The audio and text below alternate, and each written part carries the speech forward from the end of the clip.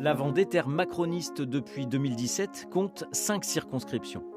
Ici, Emmanuel Macron est arrivé en tête au second tour de la présidentielle avec près de 62% des suffrages.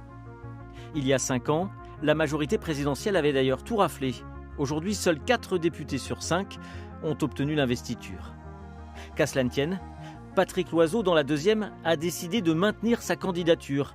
Prié de s'effacer au profit de la conseillère municipale lyonnaise Béatrice Bellamy, récent transfuge des Républicains, Loiseau se présente, dit-il, librement et en toute légitimité. Les nominés officiels sont Philippe Latombe dans la première, investi en 2017 dans le cadre d'un accord conclu entre le MoDem et la République En Marche. À l'époque largement en tête dès le premier tour et élu face au député sortant LR, Alain Leboeuf. Une voix qui ne tombe pas dans un... Le député sortant de la troisième, Stéphane Buchou, lui aussi rempile. Secrétaire départemental d'En Marche en Vendée depuis 2016, il avait largement battu la candidate LR au second tour avec plus de 60% des voix lors des dernières législatives. La députée sortante LREM de la 4e circonscription, Martine Le Guille-Ballois, se présente également. Titulaire d'un doctorat en droit, cette avocate avait battu un candidat de l'UDI en 2017 avec 62,5% des suffrages. Dans la 5e, le jeune sortant Pierre Henriet, 30 ans, élu plus jeune député de France en 2017, en veut encore. Pour cet ex-professeur de mathématiques, l'équation n'est pas simpliste. La circonscription dans laquelle il se représente est celle où Marine Le Pen a fait le meilleur score au premier tour de la présidentielle, avec 27,5% des voix. Bonsoir à toutes et à tous, bienvenue si vous nous rejoignez sur France 3 Pays de la Loire. On est toujours ici à Avrier dans le Maine-et-Loire où se poursuit notre première grande soirée débat des législatives. Bonsoir Guillaume Roblet. Bonsoir Maxime et bonsoir à tous. Directeur départemental du journal Ouest France en Vendée. La Vendée, on vient de le voir, qui avait voté assez largement il y a 5 ans pour La République En Marche et le MoDem. Ils avaient remporté l'intégralité des circonscriptions, 5 sur 5, un grand chelem. Alors que va-t-il se passer cette année? Nous avons invité 5 candidats et candidates de différentes circonscriptions du département pour en parler. Guillaume, place aux présentations. En effet, et on commence par la première circonscription, La Roche-Nord, Esnay-Chaland. Avec vous, Lucie Etonneau. Bonsoir. Lucie Etonneau, je suis née il y a 36 ans à Chaland. Je vis et je travaille à Dampierre-sur-Yon en tant que serveuse à temps partiel. Je me suis engagée en politique avec Europe Écologie Les Verts, notamment sur les questions de transport, de culture, mais bien sûr d'environnement. Je suis conseillère régionale depuis décembre 2015, présidente du groupe actuellement. Un mandat que je quitterai en cas de victoire. Et je suis une des 5 représentantes de la nouvelle Union populaire écologique et sociale pour la Vendée. Voilà, la NUPES. On reste dans cette première circonscription avec vous. Laurent Caillot, c'est à vous de vous présenter. Bonjour, Laurent Caillot, donc j'ai 53 ans, je suis un chef d'entreprise. Je suis originaire de l'hébergement, j'habite à La Roche-sur-Yon. Je travaille à La Roche-sur-Yon également à Chaland. Et je me suis engagé depuis longtemps en politique, même si ce n'est pas mon métier. Et j'ai été conseiller municipal à La Roche-sur-Yon pendant 10 ans, et conseiller régional délégué au commerce et à l'artisanat dans le dernier mandat. Et mon objectif, clairement, c'est de pouvoir représenter mon territoire et ses habitants au mieux et au plus proche d'eux. Voilà, sur la première circonscription. On va regarder d'ailleurs la liste des autres candidats sur cette circonscription, celle du député sortant MoDem, Philippe Latombe. Un mot quand même, les candidatures ne sont pas encore closes. Il faudra attendre vendredi pour connaître la liste définitive dans les différentes circonscriptions. On redescend dans le sud de la Vendée avec la deuxième circonscription qui s'appelle La Roche-Sud, avec la partie sud de La Roche-sur-Yon et qui descend jusqu'à Talmont-Saint-Hilaire. Avec vous, Brigitte Neveu. Oui, Brigitte Neveu. Donc, je suis pupille de la Nation. Je milite en politique depuis très longtemps. J'ai été d'abord au Front National, au Rassemblement National. Maintenant, je milite pour Reconquête et j'ai été investie par Reconquête. J'ai 3 enfants, 11 petits-enfants. Et c'est pour eux que je continue d'ailleurs mon combat pour que la France reste la France, pour qu'on continue à entendre les cloches sonner dans nos clochers et que mes petites filles ne portent pas le voile d'ici quelques années. Et en fait, je pense qu'il faut que la Vendée aussi profite de ces idées-là. Et je suis très heureuse de représenter Reconquête pour cette deuxième circonscription. Et vous aurez face à vous notamment Ninon Gréau. Bonsoir, merci d'être avec nous, on vous laisse vous présenter. Bonsoir, je m'appelle Ninon Gréau, j'ai 23 ans, j'ai grandi à Jars-sur-Mer. Et si je me présente, ce sont pour les mêmes raisons qui nous ont poussés il y a 2 ans à créer Vendécologie. Ma génération et celles qui la suivent font face à une crise environnementale sans précédent, couplée à une crise démocratique réelle. Nous avions alors cette envie de montrer qu'il était possible de se réapproprier la politique et aussi de porter la voix d'une écologie proche du quotidien. J'ai espoir que le monde de demain soit beau, plus juste. Je pense qu'il faut aussi qu'il soit surtout plus soutenable et construit avec tout le monde au-delà des clivages et des générations. Je suis jeune, je n'ai pas l'expérience politique de toutes les personnes autour de cette table, j'ai même beaucoup à apprendre, mais je ne pense pas que ce soit grave, au contraire. Nous avons des solutions et j'espère ce soir en découvrir. Merci beaucoup Ninon Gréau. On va regarder la liste provisoire donc des candidats sur cette 2e circonscription de Vendée, celle du député sortant Patrick Loiseau. On l'a vu, qui se représente. Il n'a pas l'investiture de la majorité présidentielle. C'est Béatrice Bellamy, ex-LR, qui défendra les couleurs d'Ensemble, qui sera donc le mouvement de la majorité présidentielle. On va aller maintenant du côté de la 4e circonscription qui comprend les Herbiers et Montaigu, ce qu'on appelle le bocage en Vendée. Avec vous, Jean-Patrick Fillet.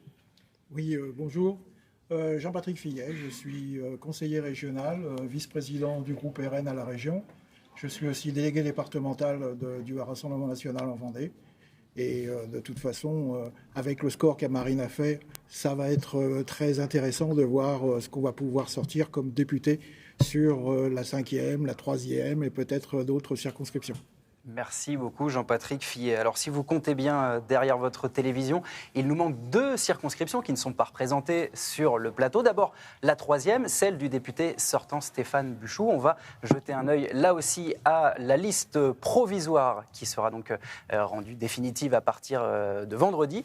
La liste des candidats sur cette 3e circonscription littorale, notamment autour des Sables. Et puis la dernière circonscription qui n'est pas représentée ce soir, c'est la 5e, celle du député sortant Pierre Henriet pour la majorité présidentielle. Il aurait dû être présent ce soir sur notre plateau. Il a eu un empêchement de toute dernière minute. On vient de l'apprendre et on le déplore. Évidemment, on aurait aimé qu'il puisse participer à ce débat et représenter la majorité présidentielle sur ce plateau.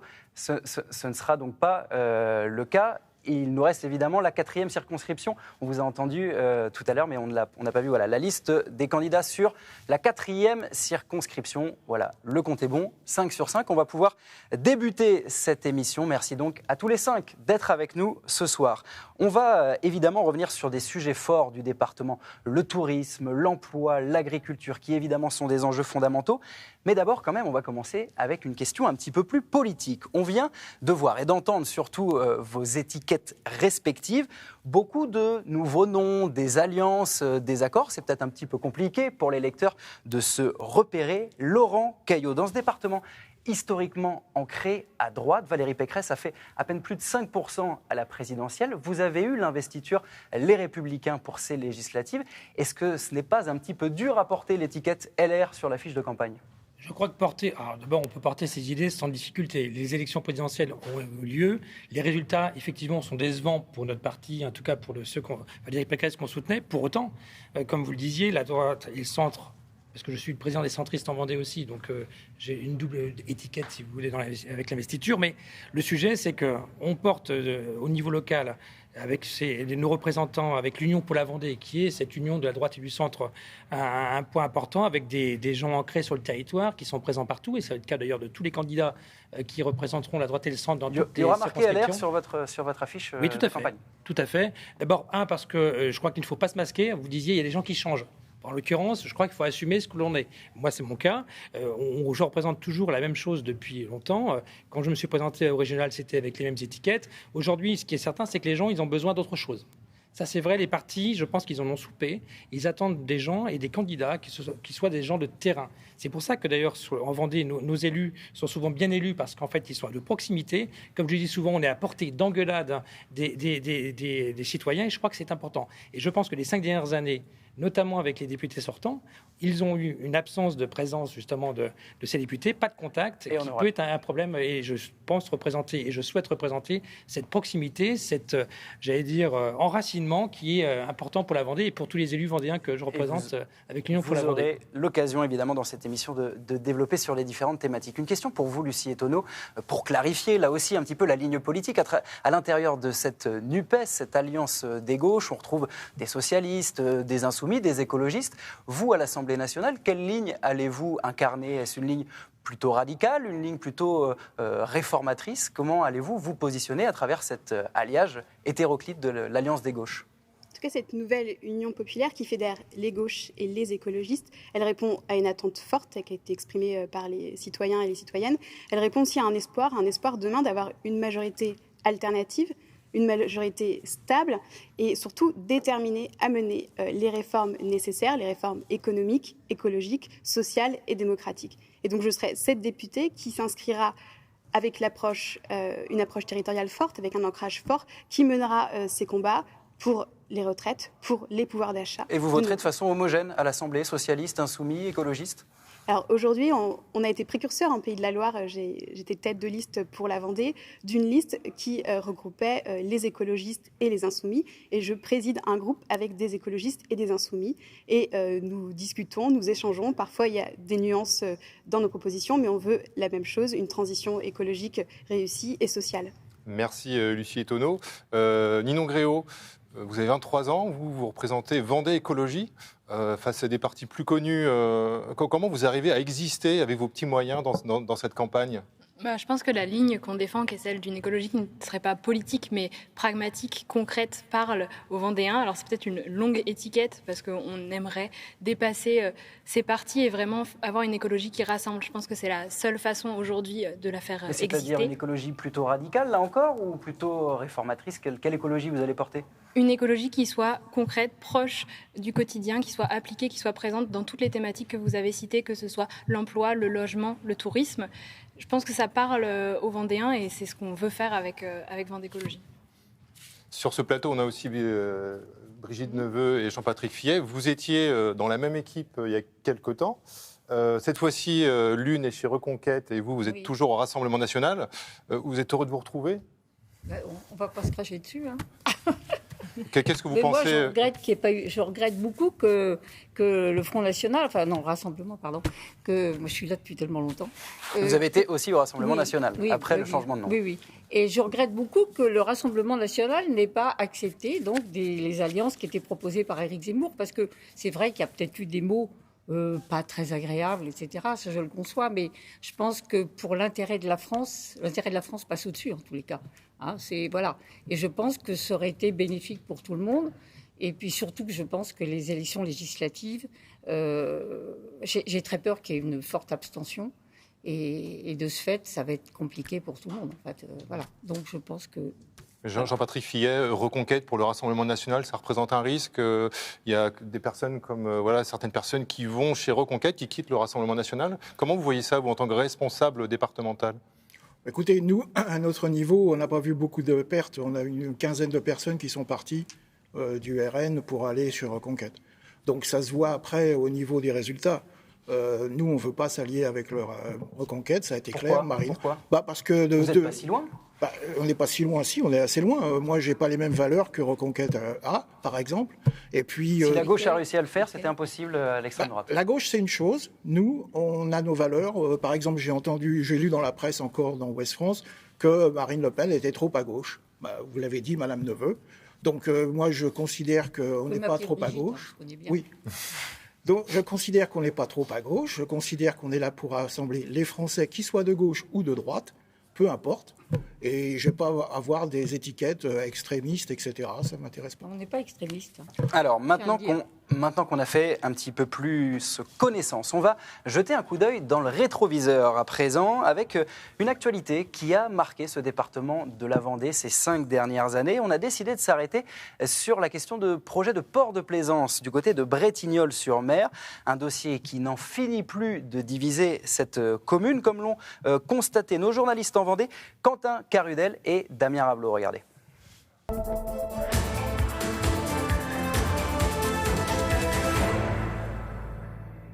C'est ici que le projet du port de Bretignolles-sur-Mer devait être réalisé. Lancé en 2001 et stoppé il y a seulement un an, ce complexe portuaire, c'est 20 ans de division au sein de la classe politique locale et parmi les Bretignolais. Alors, l'État a-t-il été à la hauteur et qu'attendent les habitants de leurs députés dans ce genre de situation? Nous sommes allés leur poser la question. Ça fait 18 ans que vous habitez en Vendée, vous connaissez bien le coin. Qu'est-ce que vous retenez de toute cette histoire de projet de construction du port de Bretignolles-sur-Mer? C'était un bon projet, censé attirer beaucoup de population, beaucoup de travail pour les gens. Mais néanmoins, c'est dommage que ça ne se fasse pas. Ça fait une vingtaine d'années qu'on vient à Bretignolles en vacances avec la famille. Et il n'y a rien de concret qui a été fait. Il y a eu des études et des études, et ça traîne et il n'y a rien qui se fait. Voilà. Parce qu'à un moment donné, on voit les grues qui s'installent, voilà, ça va tout chambouler. D'un seul coup, tout est arrêté. Donc après, voilà, il y a des pour et des contre, et c'est pas facile de servir tout le monde, en fait. Qu'est-ce que vous attendez d'un député quand il y a ce genre de situation? Au jour d'aujourd'hui, moi, ce que j'attendrai d'un député, c'est qu'il enterre vraiment ce sujet de port qui dort depuis 20 ans et au bout d'un moment, il faut arrêter de dilapider l'argent public et qu'on remette en état la Normandelière pour accueillir les touristes, quoi. Je pense qu'un député, en premier lieu, à la place de prendre une décision, ce qu'il pense, lui, raisonnable, il devrait consulter les autres. Peut-être que le député, oui, aurait peut-être pu trancher par rapport à ça, en plus du préfet. Interrogé il y a 3 ans sur sa position dans cette affaire du port de Bretignolles, le député de la circonscription Stéphane Buchou avait expliqué qu'un député n'avait pas à se substituer aux instances en charge du dossier. Voilà, on le voit, ce dossier est encore brûlant à Bretignolles-sur-Mer. D'abord, une question sur votre conception de ce mandat de député. On voit que pour les habitants, ce n'est pas forcément toujours très clair. Que doit faire le député? Pour vous, est-ce son rôle de prendre position dans un dossier comme celui-là? Laurent Caillot. Je pense que sur des dossiers aussi structurants, d'abord, il faut redonner le pouvoir aux collectivités. Je pense que le député ne doit pas se substituer à celui qui va porter le projet. Là, en l'occurrence, la collectivité a dit non. Oui, mais à un moment donné, les électeurs aussi ont fait des choix. Je le dis parce qu'on a vécu ces dernières années aussi des difficultés là-dessus. Quand on a un référendum, par exemple, sur Notre-Dame-des-Landes, en Loire-Atlantique, où les gens décident et qu'on fait le contraire, ça peut poser un problème. Je pense que là, au niveau démocratique, je pense que c'est important qu'on garde à l'esprit que c'est la collectivité qui porte le projet, c'est les citoyens et les gens, les habitants du secteur qui vont décider. Il faut l'accompagner, mais il faut accompagner le porteur de projet. Lucie Etonneau, vous, député, vous seriez allé sur ce qu'on a appelé la ZAD à un moment donné, l'occupation du terrain à Bretignolles-sur-Mer? Je pense que sur le territoire de Bretignolles et le pays de Saint-Gilles, ce qui s'est passé est assez remarquable. Il y a une page qui s'est tournée collectivement. C'est à la fois une décision des collectivités, avec les associations, avec les citoyens. Et ça va permettre au territoire de repenser un nouveau tourisme, un tourisme de proximité, un tourisme qui n'est pas simplement réservé aux personnes fortunées et un tourisme qui prend en considération toutes les préoccupations et les enjeux de demain. Mais il y a aussi les habitants sur place. Je me tourne vers votre voisine, Brigitte Neveu. Je crois que vous habitez à Bretignolles-sur-Mer. Oui, Bretignolles, j'y viens même depuis plus de 50 ans. Oui. Alors vous, député, qu'auriez-vous fait? Moi, député, j'aurais été opposée au port. Mais en fait, la question a été réglée, parce que c'était un très long feuilleton. Vous voyez, j'ai gardé les chiffres. Là, en 2003, premier projet pour 15 millions d'euros. 2008, deuxième projet pour 40 millions d'euros. 2013, troisième projet, 42 millions d'euros. Et en fait, ça a été évidemment terminé, enterré, le 22 juillet 2021. Donc, c'est plus au programme, disons. Il y a quand même la mairie qui veut faire un projet alors, à l'échelle de la commune. Je sais que Frédéric Fouquet, le nouveau maire de Bretignolles, souhaite faire un port communal. Hein, mais déjà, la commune de Bretignolles a supporté quand même un poids très lourd, puisque ça avait été transféré à la communauté de communes. Mais comme le dossier a été enterré, il va falloir que la commune de Bretignolles rembourse.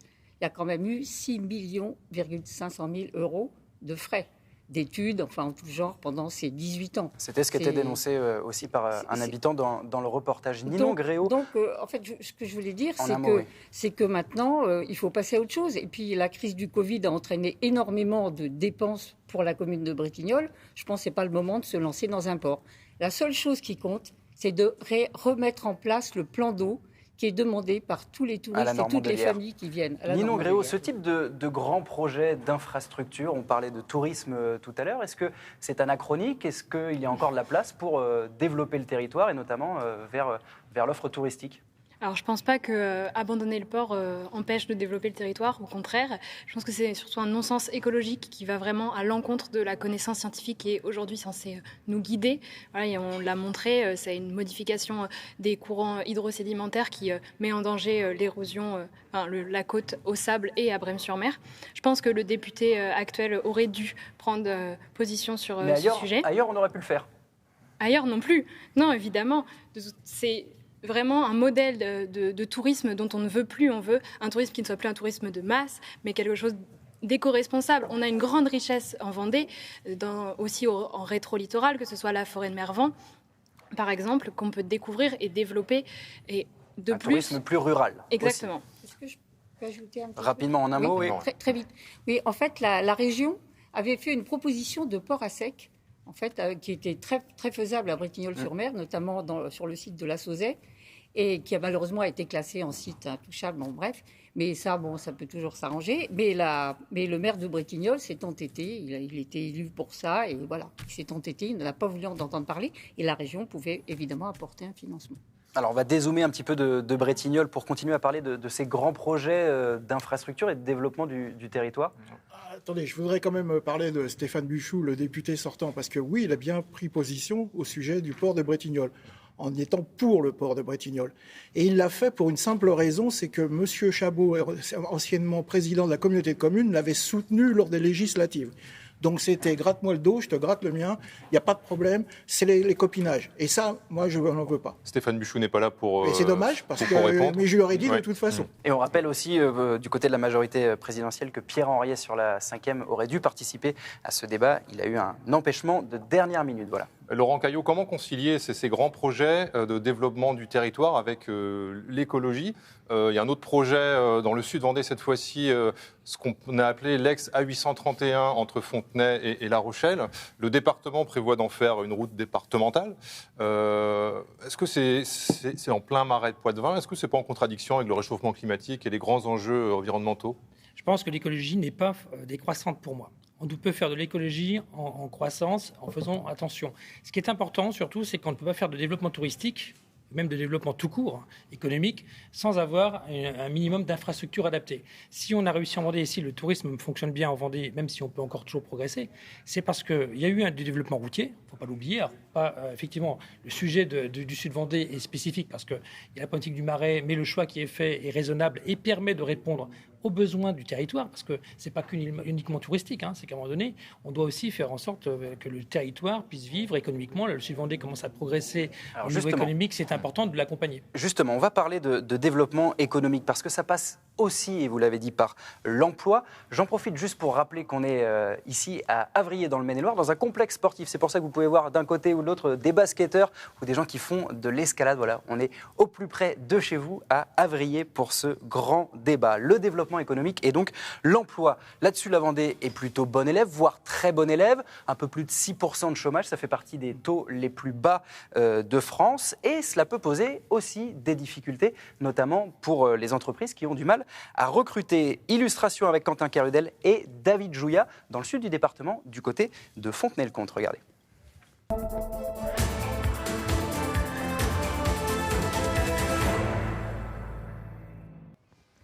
Fontenay-le-Comte, 13 000 habitants et une ville chargée d'histoire. Ici, le territoire du Sud-Vendée connaît un véritable développement ces dernières années et les entreprises cherchent à recruter. Le taux de chômage est autour de 6,5%, mais les employeurs peinent à trouver preneurs. Et pour parler d'emploi, on se trouve maintenant devant une agence d'intérim. Ici, les entreprises viennent de plus en plus se tourner vers ces organismes pour pallier au manque de recrutement dans le secteur.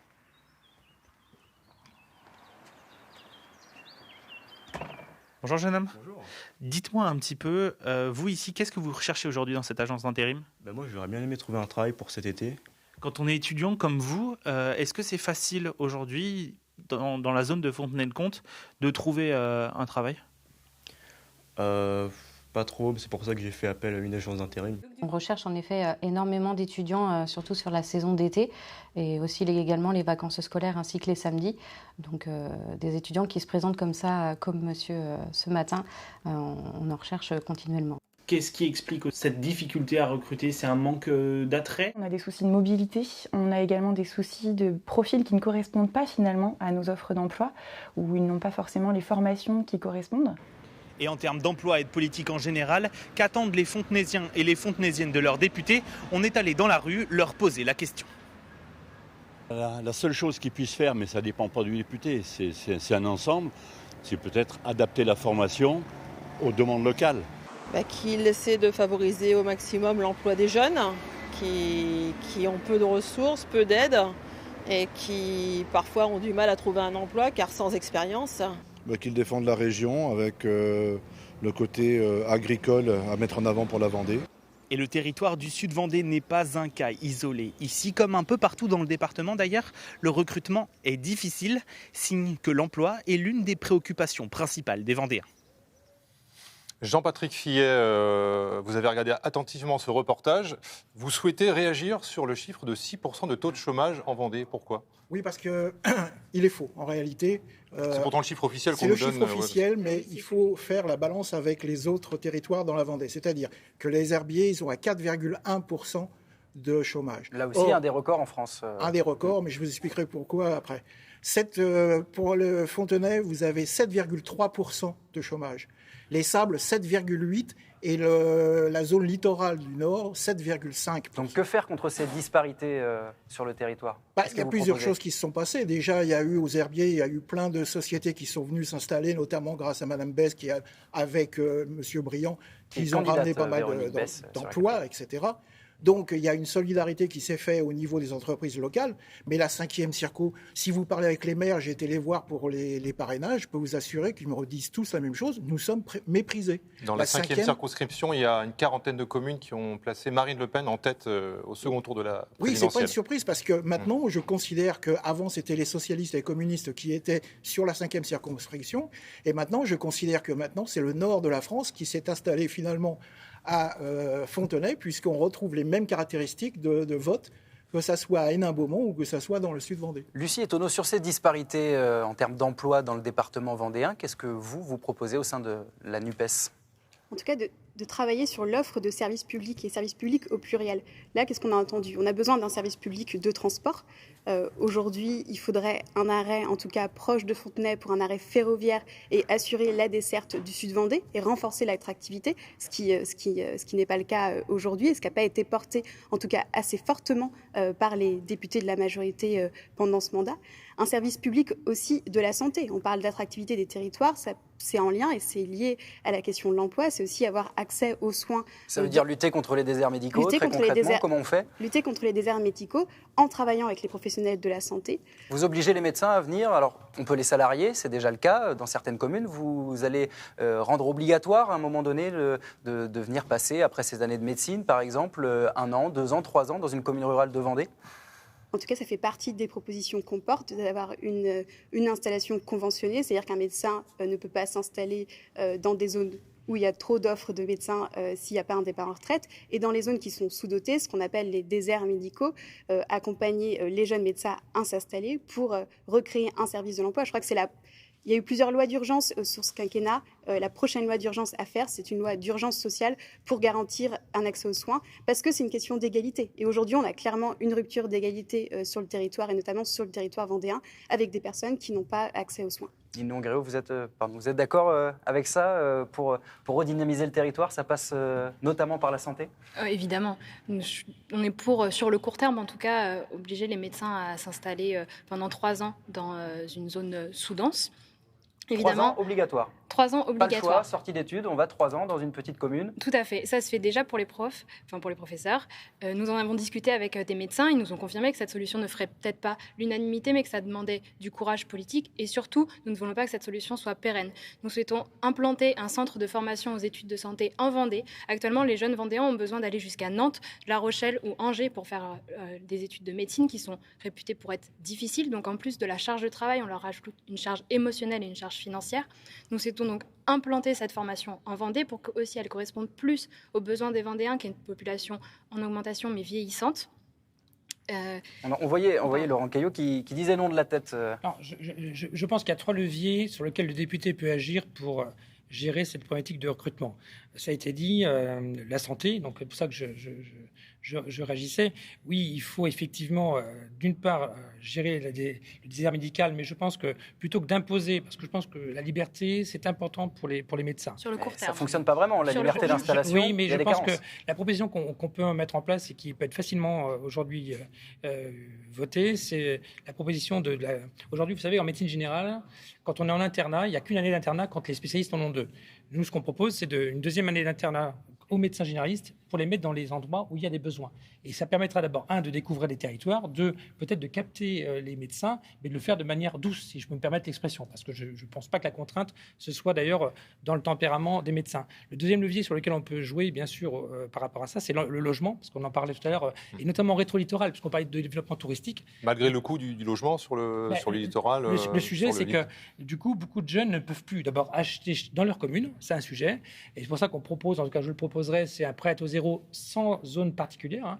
Je crois que c'est un premier levier, mais il faut aussi du locatif pour permettre, notamment aux entreprises qui recrutent, comme on a vu tout à l'heure, de pouvoir accueillir pendant 6 mois, sur des saisons peut-être, des moyens de pouvoir loger des gens, comme on l'a d'ailleurs en difficulté sur la côte pendant le tourisme. Il vous reste un troisième point très très rapidement. C'est celui de la compétitivité des TPE, parce que pour investir, il faut aussi qu'on ait moins de charges, il faut que les gens puissent recruter dans de bonnes conditions, et on n'en parle pas assez. C'est-à-dire qu'aujourd'hui, il y a un enjeu de pouvoir d'achat, d'une part pour les salariés, et de toucher le SMIC, le résultat, le salaire net, et pas le salaire brut, parce qu'on pénaliserait les entreprises et les artisans. Mais par contre, c'est un enjeu majeur, parce que si elles ont les possibilités... Rapprocher le brut et le net. Il y a un autre enjeu, parce qu'il y a un enjeu... Vous êtes très en avance, Laurent Caillot. D'augmentation des salaires, parce que on parle d'attractivité, on parle de chômage, on est aussi un des départements où les salaires sont les plus bas en France. Et donc, ce que nous portons, nous, avec la Nouvelle Union Populaire, c'est l'augmentation du SMIC, immédiate, mais aussi l'augmentation des retraites, parce qu'il y a un enjeu de pouvoir d'achat. Et aujourd'hui, il faut redonner du pouvoir d'achat. Et ça pourra se faire, et notamment sur un territoire de la Vendée, qui pourra être un territoire pilote. Et c'est ce que je reprocherais à ce quinquennat, où on a eu 5 députés de la majorité, mais finalement, il n'y a eu aucun grand dossier qui a été porté au niveau de la Vendée, alors que ça aurait pu être un territoire pilote. Et sur la question de l'emploi, ça peut l'être, parce qu'on a un tissu de TPE et de PME qui est extrêmement solidaire et qui saura faire face à cet enjeu social. Jean-Patrick Fillet, excusez-moi, vous avez eu beaucoup la parole, on va donner la parole à Jean-Patrick Fillet. On parle du miracle vendéen, du quasi plein emploi. Il y a un revers de la médaille à ce miracle vendéen. Il y a un revers de la médaille, c'est effectivement, comme disait Mme Lucie Etonneau, le salaire. Nous faisons partie du 3e département en France, le plus bas salaire en France. Devant nous, il y a le Gard et je crois il y a la Corrèze. Pourtant, le Rassemblement national n'a pas proposé d'augmenter le SMIC, par exemple ? Non, parce que je pense qu'augmenter le SMIC, ça ne va pas aider les entreprises à le faire. Par contre, ce que l'on voudrait, c'est qu'effectivement, on baisse les taxes, notamment sur le gasoil, notamment sur les produits de première nécessité. Là, effectivement, ça pourrait aider le pouvoir d'achat. Mais attention, quand j'entends M. Caillot dire oui, on va faire ceci, faire cela, ça fait 30 ans que la gauche et la droite n'ont rien fait sur les médecins. Le problème des médecins n'est pas arrivé aujourd'hui d'un seul coup. Ça fait 30 ans qu'on a ce problème-là. Et on n'a jamais rien fait à ce sujet. Rien du tout. Alors aujourd'hui, on nous dit oui, on va salarier les médecins. Mais c'est qui va payer encore ? C'est le contribuable, encore une fois. Et à l'arrivée, toutes les mairies de Vendée sont en train de faire leur zone de médecine. Et maintenant, il va y avoir... Vous les trouvez où, les médecins ? On ne peut pas les recruter, il n'y en a pas. Le numerus clausus a été réouvert récemment. Oui. Brigitte Neveu, un mot là-dessus. Oui, alors je voudrais revenir sur l'emploi des jeunes, là en Vendée, les jeunes qui cherchent des emplois saisonniers. Ce qu'on voyait dans le reportage. Alors je crois que ce n'est pas toujours facile pour eux, parce que souvent, on demande un contrat de 6 mois. Et les jeunes qui finissent juste leur année d'études et qui doivent faire 6 mois, c'est compliqué, ça fait beaucoup. Donc souvent, ils ont des emplois un petit peu précaires. Et puis, leur problème aussi, c'est le logement. Parce que les emplois sont souvent sur la côte, et les logements sur la côte, pour les étudiants... Qu'est-ce que vous proposerez si vous êtes élu député Pour les étudiants, ce que je proposerais, c'est j'avais proposé ça en tant que tête de liste à Bretignolles-sur-Mer, c'est qu'on rachète des vieilles bâtisses de Bretignolles qui datent des années 40, 50, etc., qui ne sont pas reprises. C'est l'État. Qui ne sont pas reprises. Non, même les communes. Les communes peuvent le faire. et puis les réhabiliter, les transformer en studios et pour donner des logements à des jeunes qui ne soient pas trop importants. Et puis pour ce qui est des déserts médicaux, bon effectivement c'est pas d'aujourd'hui et on nous explique que le numerus clausus a été desserré mais qu'il faut les former, qu'il faut au moins 10 ans. Bon. Et alors en attendant, je vois qu'il y a eu des zones de revitalisation rurale et qui existent en Vendée. D'ailleurs, j'ai noté à Bazin-Jean-Paré, à Bazin-Jean-Paré, et ils prennent en compte le salaire du médecin, ses locaux et en plus, en partie, les frais de secrétariat. Mais c'est un engagement de 10 ans. Brigitte Neveu, vous parliez des jeunes, on les voit d'ailleurs faire du sport de part et d'autre de ce plateau. Ninon Gréau, vous qui êtes la plus jeune candidate représentée sur ce plateau, qu'est-ce que vous proposez? On parlait de logement par exemple, comment faire en sorte que les jeunes puissent habiter là où ils travaillent par exemple, notamment sur le littoral? Je crois surtout que évidemment les questions de santé et de logement sont primordiales, mais qu'actuellement les jeunes ont besoin de retrouver du sens dans les métiers qu'on leur propose et qu'il y a une vraie inadéquation entre les diplômés et les secteurs qui recrutent. Avec Vendécologie, nous proposons de revaloriser la formation professionnelle et d'en finir avec le tout général, à la fois pour mieux correspondre aux besoins de la société, mais aussi parce que je fais partie d'une génération qui veut faire quelque chose de ses mains, qui veut faire quelque chose de concret, qui a conscience de l'urgence à laquelle nous faisons face et qui veut participer concrètement à résorber cette urgence. Voilà, on a rééquilibré un petit peu les temps de parole pour le moment. On va ouvrir la dernière thématique de cette soirée. C'est l'agriculture, thématique forte évidemment en Vendée et très importante. Le département, on le sait, est frappé ces dernières semaines par un nouvel épisode de grippe aviaire, une nouvelle épidémie. On retrouve Quentin Carudel et Damien Ravelot. Ils sont allés à la rencontre d'un aviculteur dans l'est du département. Regardez.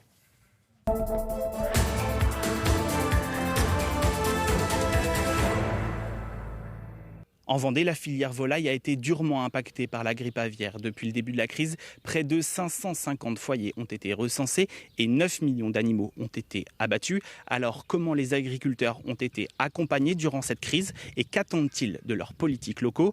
Pour en parler, nous allons à la rencontre de Guy-Marie Clergeau, un éleveur impacté par la grippe aviaire. Monsieur Clergeau, bonjour. Bonjour. Vous allez bien? Ça va bien. Bon alors expliquez-moi un petit peu ici là, c'est quoi la première chose à faire quand on arrive dans votre exploitation? Alors la première chose à faire quand on arrive sur les fermes, depuis les passages de grippe aviaire, c'est de tremper les pieds dans un pédiluve. Qu'est-ce que vous auriez aimé avoir peut-être de la part, je sais pas, du député du coin, un accompagnement, qu'il vienne? Est-ce que vous le croisez souvent? Je pense qu'il a fait ce qu'il a pu, tout comme le sénateur Retailleau d'ailleurs, ils ont fait ce qu'ils ont pu. Donc là c'est Madame Le Guy-Ballois, ils essayent de nous accompagner. Je pense que voilà, après c'est pas facile. Après coup on pourra dire on aurait dû faire ça. Pierre-Jean, vous êtes jeune agriculteur, est-ce que vous sentez aujourd'hui qu'il y a une rupture entre le monde du politique et le monde agricole? On n'est pas forcément écouté, surtout par rapport à ce qu'on a vécu là, depuis 2 mois. Moi, j'ai investi il y a 3 ans dans un bâtiment de canard. Et en fait, j'ai toujours été en crise. Aujourd'hui, je ne sais pas vraiment si dans 3 ans, dans 4 ans, si je serai encore là, quoi. Donc vraiment, je me pose des questions. Et puis, au niveau indemnité, aujourd'hui, ça couvre juste nos charges par rapport au lot qu'on a envoyé. Ce que je demande, c'est qu'on ait d'un coup une aide pour le manque à gagner qu'on a eu depuis 3 ans. La Vendée connaît une accalmie de cet épisode de grippe aviaire puisque depuis une semaine, aucun cas n'a été recensé. Les agriculteurs espèrent désormais ne pas vivre dans les années futures une telle épidémie, mais si cela devait arriver, ils espèrent être mieux accompagnés par les services de l'État. On entend la détresse de ces éleveurs frappés par une crise sans précédent. 9 millions d'oiseaux, de volailles abattus, c'est inédit en Vendée. La moitié des oiseaux abattus se situent en Vendée. C'est sans précédent.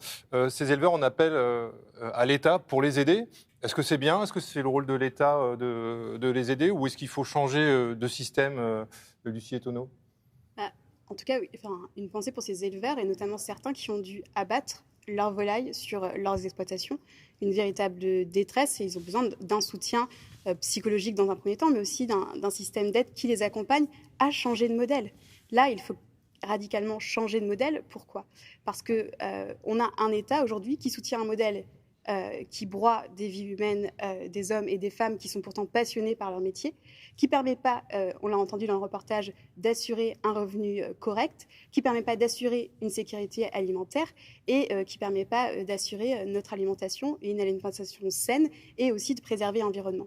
Donc là, il faut que l'État accompagne un changement de modèle, un modèle qui est résolument tourné vers la transition écologique, vers l'agroécologie. Une agriculture moins intensive, des élevages plus petits. Une agriculture moins intensive, effectivement. Mais le faire en période de crise, c'est pas évident, c'est ce qu'ils nous disent aussi. Ce qu'on voit là, c'est qu'en fait, on est en crise permanente. Et ça a été dit dans le reportage. C'est-à-dire que l'agriculture, c'est un des secteurs où on enchaîne les plans sociaux d'année en année.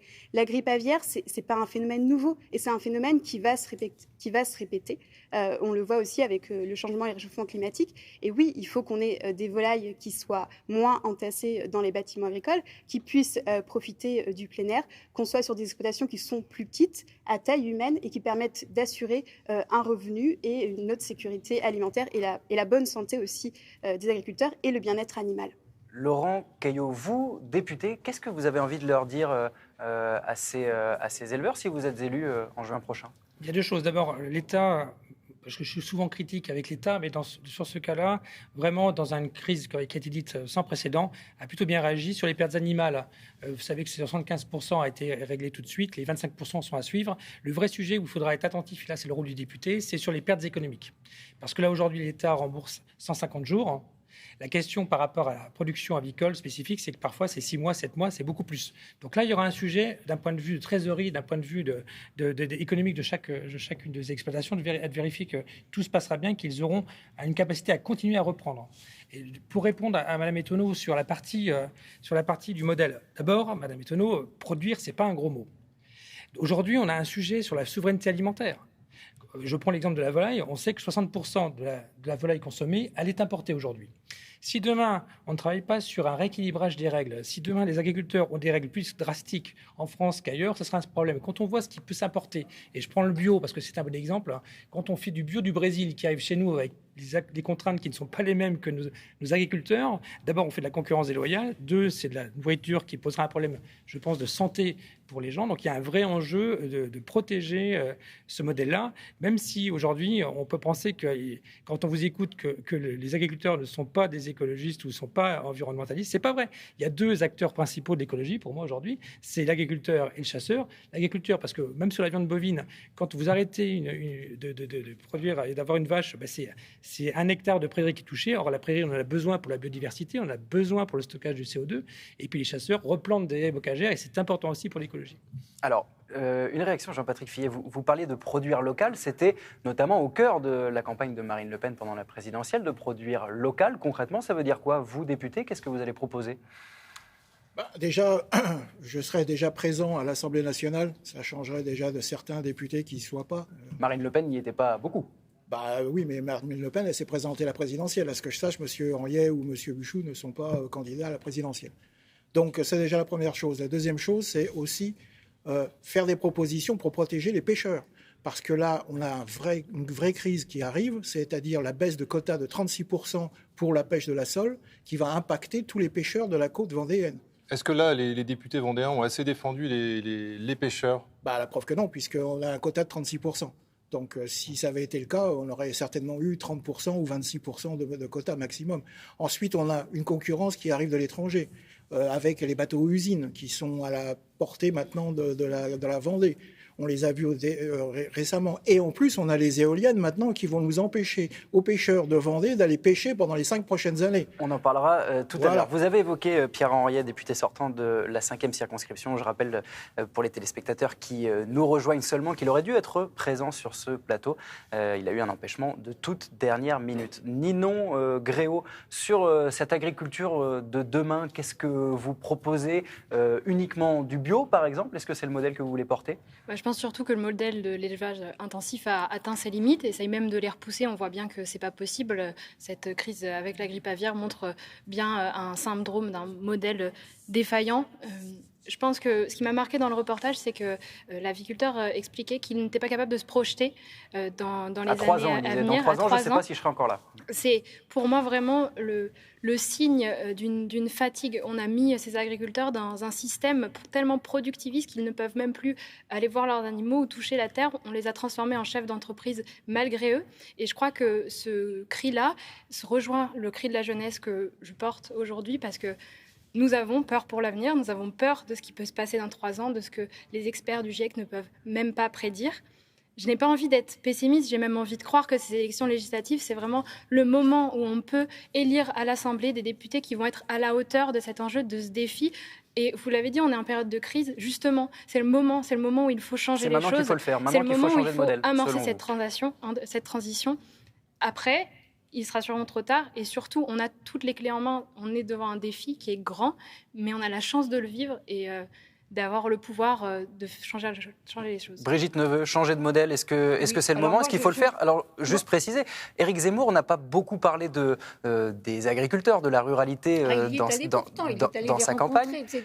Alors, qu'est-ce que vous avez à proposer? Il n'a rien fait d'ailleurs, en fait. Il a fait une très belle campagne, mais moi je ça s'est pas traduit dans les urnes. Oui, ça, vous savez, c'était y compris en Vendée d'ailleurs. C'était un tout jeune mouvement. Bon, voilà, c'est pas évident.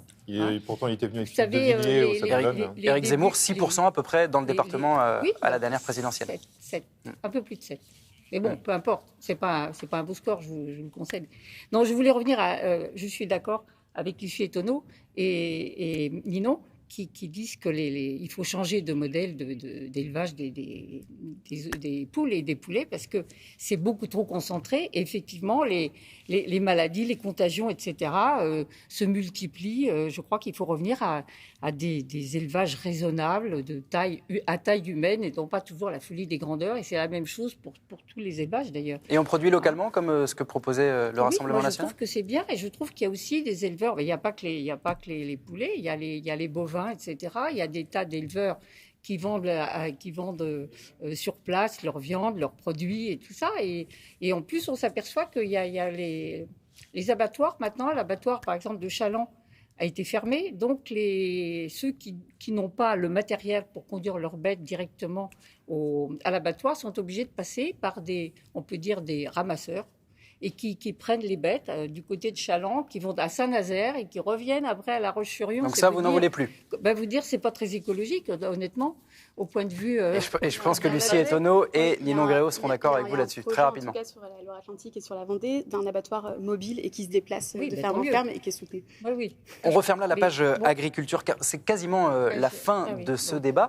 Et on voulait vous proposer de terminer cette émission avec 3 questions relatives à des enjeux, qu'ils soient nationaux ou départementaux. La règle du jeu est assez simple. Pour ou contre? Essayez de répondre, s'il vous plaît, de manière très concise. Pour ou contre, en un mot, on était en train de parler d'agriculture. Pour ou contre les pesticides? On ne l'a pas évoqué, l'interdiction des pesticides. Est-ce que vous êtes pour ou contre leur interdiction? Laurent Caillot, on commence par vous. D'abord, ça dépend quels sont les pesticides dont on parle et comment. Je crois que c'est une question un peu large, donc c'est pas pour ou contre, c'est comment le gérer correctement pour éviter qu'on impacte le moins possible l'environnement. Je pense que Ninon Gréau pourra répondre par pour ou contre, a priori. Pour l'interdiction des pesticides. Jean-Patrick Fillet. Pour, mais il faudrait savoir aussi avec quoi on va remplacer les pesticides. Lucie Etonneau, pour ou contre? Pour l'interdiction, on a un État qui a été condamné 2 fois pour une action climatique et il faut maintenant changer nos pratiques agricoles et du coup interdire les pesticides et accompagner les agriculteurs. Cette transition, elle se fera avec eux et on n'est pas en opposition, en tout cas en tant qu'écologiste, avec le monde agricole, bien au contraire. Bien entendu. Brigitte Neveu. Oui, moi je serais pour, en tous les cas, pour tous les pesticides qui détruisent les abeilles. Et ça, c'est vrai que c'est les néonicotinoïdes. Oui, les néonicotinoïdes. Et je trouve que c'est un vrai problème. Et si on peut trouver d'autres solutions, effectivement, c'est mieux. Mais pour d'autres cultures, comme la vigne, etc., c'est peut-être pas... On passe à la deuxième question. Et on change complètement de sujet. Laurent Caillot, pour ou contre le déboulonnage de la statue Saint-Michel au Sables d'Olonne? Ça avait fait polémique pendant la campagne, et notamment la venue d'Éric Zemmour. Non, moi personnellement, je n'ai pas de sujet là-dessus. Je suis contre. Donc on maintient la statue Saint-Michel. Pour, on déboulonne ce symbole au Sables d'Olonne. Jean-Patrick Fillet. Contre, il faut arrêter d'embêter les Français, quoi. Lucie Etonneau. Je trouve ça dommage de mettre ça dans le débat aujourd'hui. C'est un sujet qui est mineur. Mais ça avait divisé lors de la campagne présidentielle. En tout cas, moi, je suis pour la laïcité et la séparation entre. Donc on maintient la statue là où elle est. En fait, on l'enlève. Elle est sur la place publique. On l'enlève et on la remet là où elle est. Brigitte Neveu. Non, moi je suis votre candidat totalement contre, parce que alors à ce moment-là, en Vendée, si on commence à déboulonner tous les calvaires. Non, mais juste pour dire qu'elle n'était pas là avant. Enfin, je veux dire, elle n'était pas là. Elle a été mise devant l'église Saint-Michel, et en plus, je crois que la municipalité va acheter le petit machin, voilà, affaire à suivre. Dernière question, parce qu'il reste très peu de temps. On en parlait tout à l'heure avec vous, Jean-Patrick Fillet. Pour ou contre l'éolien en mer? Vous avez commencé à en parler. Dites-nous ce que vous en pensez. Il y a un projet évidemment autour de l'île Dieu et de l'île de Noirmoutier. Absolument contre. Mais alors là, il n'y a même pas d'hésitation. Je pense que l'éolien en mer, ça peut être fait. Attention. Le problème, c'est l'emplacement qui a été choisi. Donc pas là-bas, pas entre l'île Dieu et Noirmoutier. Ninon Gréau. Pour tout ce qui permet de décarboner notre énergie. Donc pour ce projet, île Dieu Noirmoutier. Laurent Caillot. Pour également. On continue de développer l'éolien offshore. Lucie on fait quoi avec les pêcheurs qui vont être au chômage pendant 5 ans? Il y a un dialogue qui s'est mis en place avec Non, il n'y a pas de dialogue. On ne va pas ouvrir le débat maintenant. C'est en pour ou contre, c'est les règles du jeu. Lucie Etonneau. Pour développer les énergies renouvelables, et il faudra de l'éolien en mer demain. Et on est en retard en France. Brigitte Moi, Neveu. je suis contre tout l'éolien, en mer comme sur terre. Donc, on peut le remplacer par avant même de les démanteler, on ne les construit pas. Le nucléaire qui fonctionne très bien. Non, il ne fonctionne pas très bien. On referme la campagne des législatives et la campagne. Parce que l'éolien coûte cher. Et souvent, le nucléaire coûte très cher. Le vent ne va pas assez vite. La campagne est lancée notamment sur le thème de l'énergie, qui sera évidemment un thème central des législatives après l'avoir été pour la présidentielle. Avant de refermer cette émission, on va entendre notre politologue Arnaud Leclerc, professeur de sciences politiques à l'université de Nantes. On lui a demandé évidemment quels étaient les enjeux de ce scrutin législatif dans le département de la Vendée. On l'écoute. Alors la Vendée qui est évidemment une terre historique de la droite catholique, et donc il faut se rappeler qu'en 2017, la majorité En Marche avait fait un grand chelem, ce qui était quand même quelque chose d'historique, et donc là on est confronté à une situation très intéressante. Il n'est pas certain que les Républicains puissent réexister en Vendée, alors que c'est normalement leur territoire dans lequel ils sont plus forts. Et il est même probable que la majorité présidentielle puisse garder la quasi-totalité, voire la totalité des sièges. Simplement, l'accord qui s'est passé à gauche va sans doute assurer à la gauche une présence au second tour, insuffisante pour pouvoir gagner, mais au moins exister au second tour, ce qui n'avait pas été le cas en 2017. Ça veut dire que tous les sortants ont de bonnes chances de retrouver leur siège à l'Assemblée ? Alors, presque tous. Il y en a un qui n'est pas investi, qui est Patrick Loiseau, et qui, du coup, subit évidemment une confrontation et est challengé très, très directement. Et il y a une possibilité pour qu'il puisse perdre son siège tout en restant dans la majorité présidentielle. Mais pour le reste, oui, les sortants sont extraordinairement avantagés. Voilà, c'est avec l'œil d'Arnaud Leclerc, politologue à l'Université de Nantes, que se referme cette grande soirée débat des législatives sur France 3 Pays de la Loire. Merci aux candidats et aux candidates d'y avoir participé. Merci à vous de l'avoir suivi. Merci Guillaume Roblet. Merci Maxime. Et on suivra évidemment la campagne également dans les colonnes de Ouest France. Ces deux débats, Débat et Sarthe, sont à retrouver évidemment dès maintenant sur le numérique, notre site internet pdl.france3.fr. À la semaine prochaine, mercredi prochain. Rendez-vous avec le Maine-et-Loire. Très bonne soirée sur France 3.